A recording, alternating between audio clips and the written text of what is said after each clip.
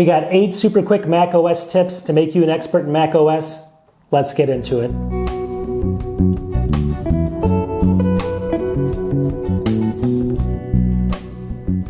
All right, welcome back to my channel. So if you followed my channel before, you know this is kind of the root of what I started with, is doing Mac tips and macOS stuff. I've done PC stuff and Chrome stuff, but really I'd like to do Apple and macOS. So what I'm going to do today is I'm trying to find, with over 350 videos, 360, trying to find some new tips, and I think I've done it. So I got 1 through 8 different macOS tips that's going to make you a better macOS user.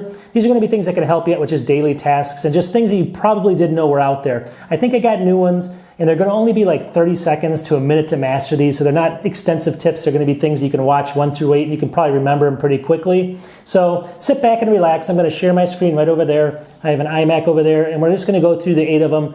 Put in the comments what you think about them. Also, if you guys have, if you watched my channel before, please subscribe if you can. But if you've watched it before and, obviously you have tips that I have not mentioned before, put them in the comments. I can definitely make more videos just to help people out. That's what it's all about. So without further ado, we're going to get into this video and just share my screen right over here. 1 through 8. Let's get into it. All right, tip number 1. Let's say you go ahead and you want to delete a file. I'm going to move this to trash just like that. So now it's in the trash. Let's just assume you go into the trash here. We're going to open up trash, and you can see there it is. So let's assume that you want to move this file. Let's say you had a whole bunch of them. There could be multiple ones, actually. Let's just do that right now. So we're going to take another one. We're going to move the trash.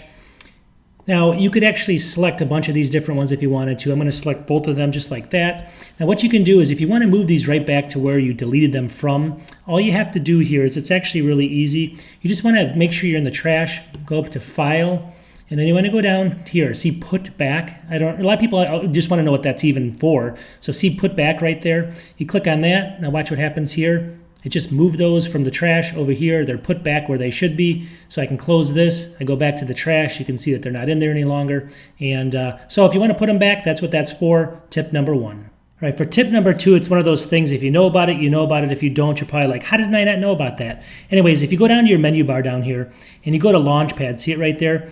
Just simply hold down, click on Launchpad, but hold it for a second, and watch what happens. It actually will launch a window here with all your applications in alphabetical order.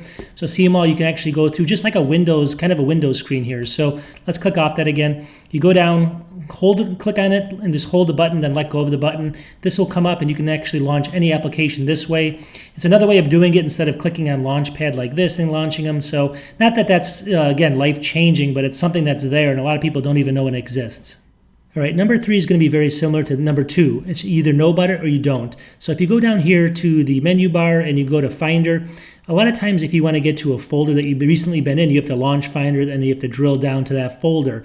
Well, there's a feature in here. If you go to Finder and hold the button down, again, click on it, but hold it down, it's going to open up the 10 most common or most recent folders there. So for instance, instead of having to go into Finder and click on Downloads, I can just do this and then click right on Downloads, and it's going to open up Finder right into Downloads. So not that it's a big deal, but it does list, if you hold this down, the 10 most recent folders you've been in. I recently did something on cheap watches I did a video on. So if I click on that, obviously it's going to open up that. So you get the idea, but it's a nice tip.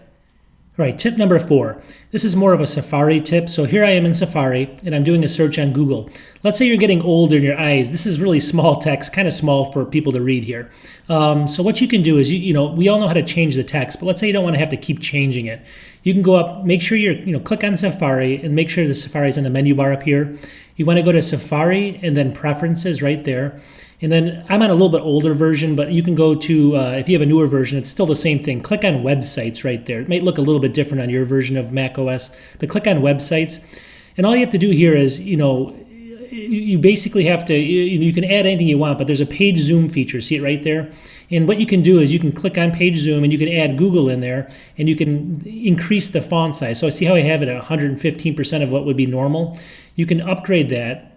Let's say you go up here to 150, and I look at the text there. So inside of here on Page Zoom, you can add any website that you want that has small text, and you can kind of pre-change the text to whatever size you want, and then you can go ahead and just save it. Once it's saved in here, anytime you go visit that website, and again, it's under Page Zoom, anytime you go visit that website, it'll always stay the same for you, and so you can have mix and match sites that have small text, you can make them larger, sites that have too big of text, you can make them smaller, and just don't worry about it. Just set them the way you want to have it, and that's all there is to it. Tip number 4. All right, tip number 5 is very similar. It's going to be in the same screen actually. Let me show you what this one's about. You know how those annoying sites always have like autoplay features? I know a lot of news sites have autoplay and all that stuff. These videos just pop up and start autoplaying. Well, if you go up to Safari again, you're in Safari, click on Safari, go to Preferences, and then obviously make sure you click on Websites again. One of these icons in here is called Autoplay. See it right there? And the very same thing. Let's say, a lot of times it's like Fox News or CNN, they automatically start playing. But you would type that in here as far as what the website is. And then over here, you can go ahead and say Stop Media with Sound. Never autoplay, and that's what you want to choose right there. So allow autoplay or never autoplay. So if you click never autoplay, it will never autoplay that site, and those things won't start popping up and playing like the news stories and what have you. So you can go ahead and add all your sites in here that bug you the most, and then save it, and then you're all set so that those things won't autoplay on you any longer. For tip number 6, if you've used Apple macOS, you know what I'm talking about. So if you go up to the Apple icon, and usually if you hit, basically shut down, something like that, you'll see that a lot of times it comes up with another window. You guys know the window. It says, do you really want to shut down? And it has like a timer that goes down. You all know what I'm talking about. So see these little dots here? There's little dots. And if you do restart too, it's going to ask you, do you really want to restart? And see those dots? Well, you can do it so that if you don't want to have that where it always asks you, all you have to do is you just basically go back up here to the Apple icon, see it right there, and I'll hold down Option. Now watch what happens to these dots. So if I hold down Option, see how the dots go away right there? They're going away, see right there? So Option, they're gone. So now if I click either Shut Down or Restart, what's going to happen is it's going to shut down right away without asking me that question any longer. So you hold down the Option key, then Restart, then, or Reboot or whatever you call it, or shut down, and it's going to do it automatically without asking that second question. That's kind of annoying.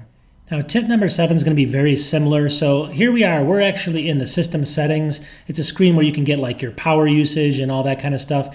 You guys all know this screen. Well, usually to get to this screen, you have to go up to the Apple icon, and you have to click About This Mac, see it there? And then once that screen opens up, it'll give you another button to get to the system preferences.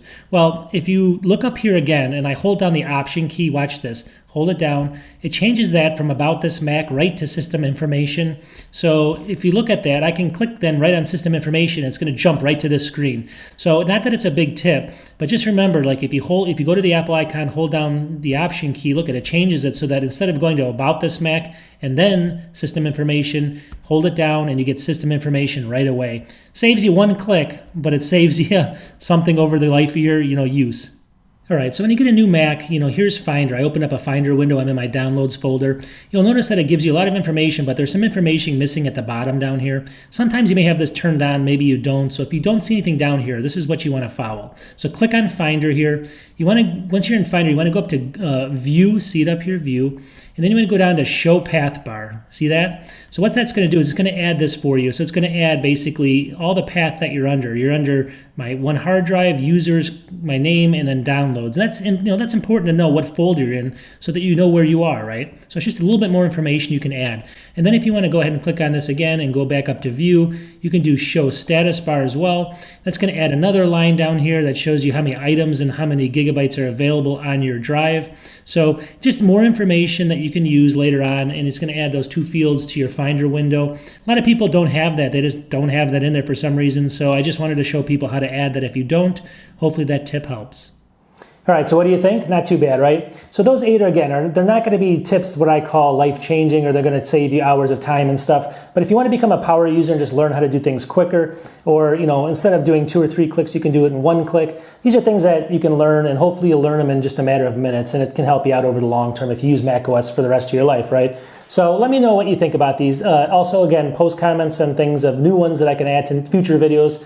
I definitely want to find those tips that a lot of people don't know about. They're hard to find. Obviously, there's thousands of videos with different tips out there, but you really have to kind of use them every day to learn them, and then you forget about them. So it's nice to have other ones just kind of popping up. So put them in the comments. Let me know what you think, and we'll wrap this up. But let me know if you guys have subscribed to my channel. I have, I think, around 8,000 subscribers, but I've been working for years, so I just want to try to get that up if I can. Helps me make more videos too. Also, I listen to people, so post what you guys want to see videos on. You never know, I could do one on that. Always looking for topics. We'll talk to everybody soon. Have a happy holidays. If I'm going to talk to you before then, I promise. But anyways, have a happy holidays. We'll talk to you soon. Peace.